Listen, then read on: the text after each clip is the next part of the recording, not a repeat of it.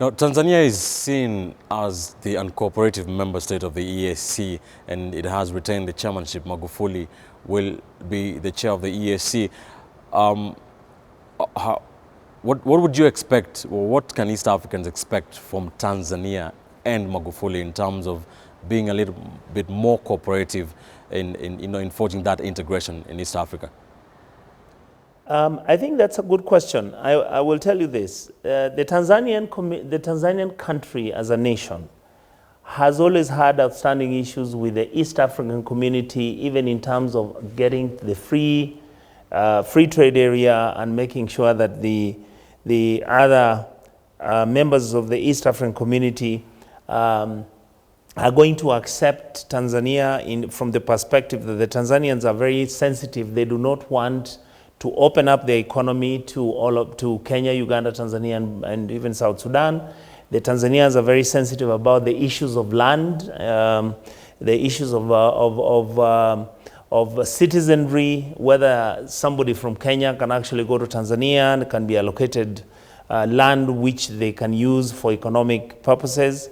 The Tanzanian people have always been suspicious on us as Kenyans and Rwanda and Uganda and all. I believe that President Magufuli coming in is going to set up a new trend. He's going to come up and tell the Tanzanians themselves, and I believe the Tanzanians are actually open-minded now.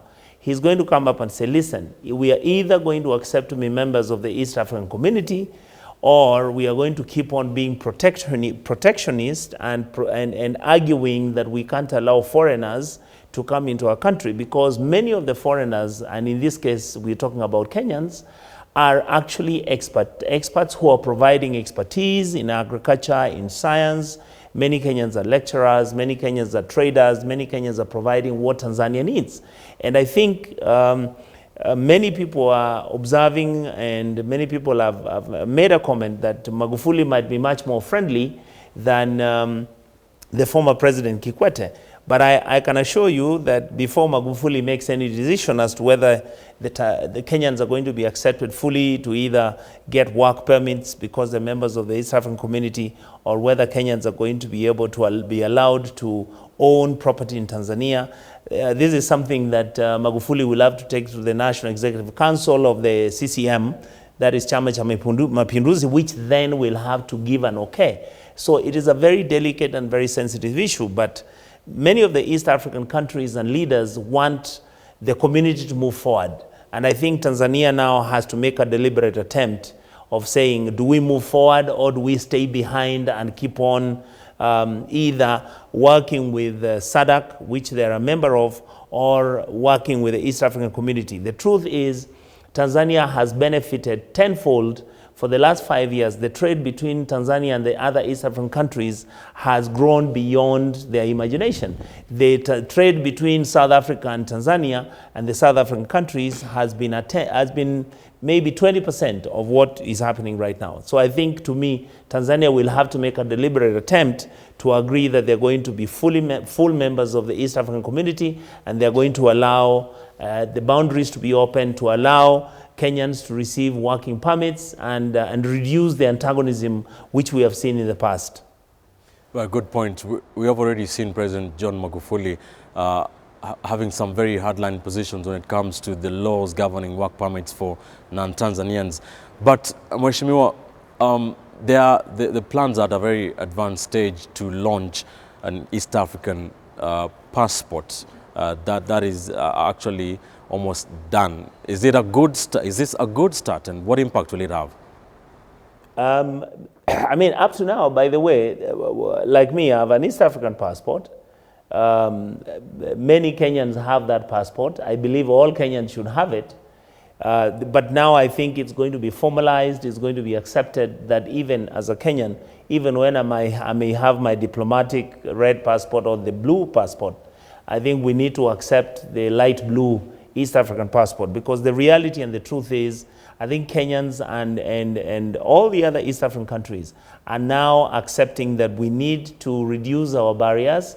We need to increase trade between our two countries, our 6 countries, because it is only through trade that you're going to increase the cake, that you're going to increase production within our borders, and to a large extent, you will have what in economics they call it opportunity cost. There are certain opportunity costs that Tanzania has that Kenya doesn't have.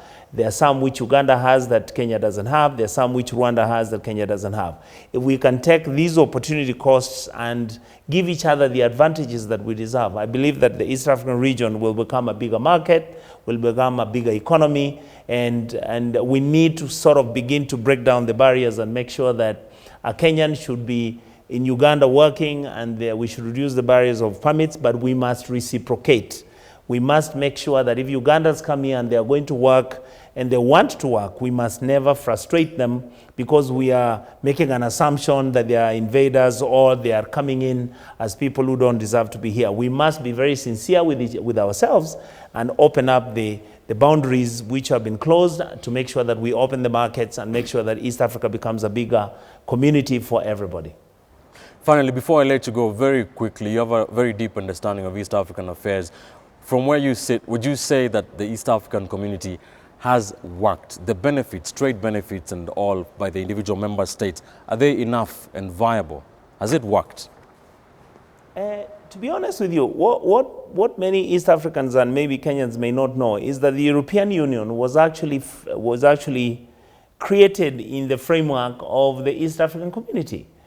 Even when the European Union may have its own challenges, the truth and the reality is that if you look at very basic economics, if you open up your markets and create a population, Kenya right now we're about 40 million, Tanzania they're at 70, Uganda they're at another 35, Burundi they're at 10, maybe Rwanda they could be 15.